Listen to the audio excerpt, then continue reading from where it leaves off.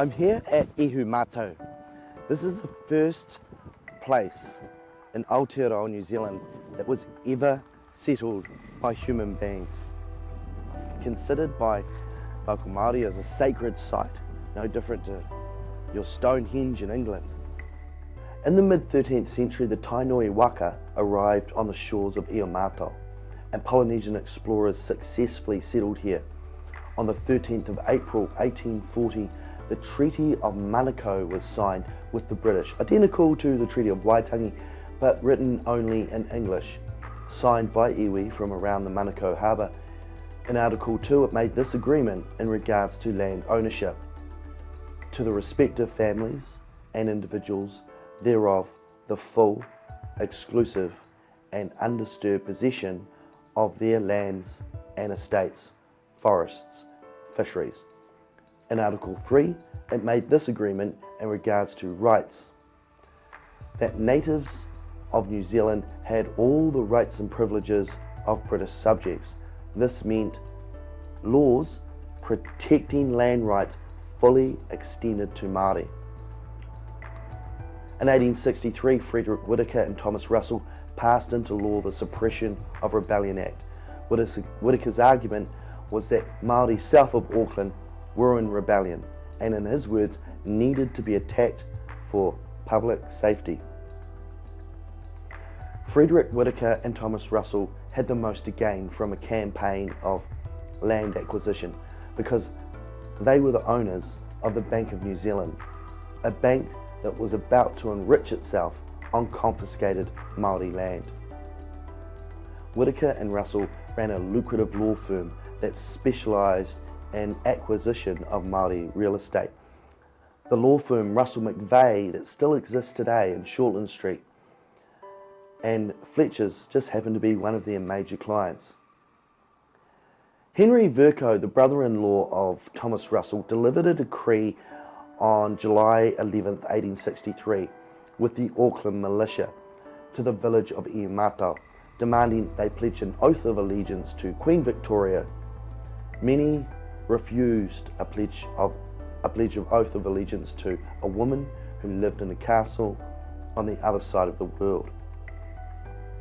The people of Ihumatao flee south past the Mangatawhiri stream to support the kingitanga. Their villages attacked and houses were burnt down and their livestock stolen despite no rebellion had taken place. The people of Ihumatao had lived here for 500 years, and this was one of the first human settlements in Aotearoa. 2 weeks later, Ihumatao becomes Henry Vercoe's private property. Within weeks, the Colonial Office surveyed the land into blocks. By 1866, grants were offered by the Wastelands Office. In 1867, Gavin Wallace buys Ihumatao for the ridiculously cheap fee simple of £300. The British Colonial Office had instructed Governor Grey to return land after the alleged rebellion, but this instruction was ignored. In 1864, the Aotearoa fields are destroyed through mining because Auckland Airport complained that the mountain is a navigation hazard, despite the fact navigation light was on the mountain. In 2012, the Manukau City Council rezoned Ihumatao as protected open space. Gavin H. Wallace Limited contested this decision in the Environment Court as it would cause economic hardship. The Environment Court agreed and designated the area for urban development. In 2014, the descendants of Gavin Wallace, the Blackwell family, offer to sell Ihumatao to Fletcher Construction for approximately $20 million. The Housing Minister, Nick Smith, designates Ihumatao a special housing area. The protesters at Ihumatao are not respecting property rights. Only 150 years ago, immigrants from Britain refused to respect property rights. They agreed upon agreements made in the Treaty of Manukau and the Constitutions Act that stated that private land could not be procured by the state, remembering the people of Ihumatao had been offered first-class citizenry, and their land rights were being protected under British law. In reality, Ihumatao is the inheritance of the tangata whenua. Should the government buy the land back?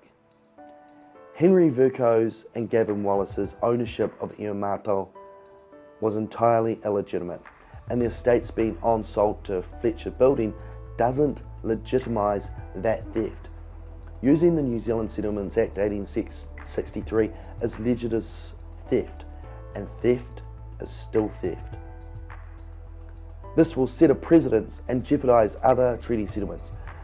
That precedence was already set in 1987 when the convicted rapist Alan Titford was awarded millions of dollars by a sympathetic government, only to find out years later he committed arson and burnt down his own house and blamed it on the local iwi, Aotearoa. What do the protesters want? Ihumatao was settled in the mid-13th century. At the same time, Notre Dame Cathedral was constructed. 90% of the heritage sites protected are British colonial. Why is British colonisation glorified and prioritised over the other significant first settlement by our species on the Zealandia continent? Should Ihumatao be a cultural heritage site protected for all New Zealanders to enjoy?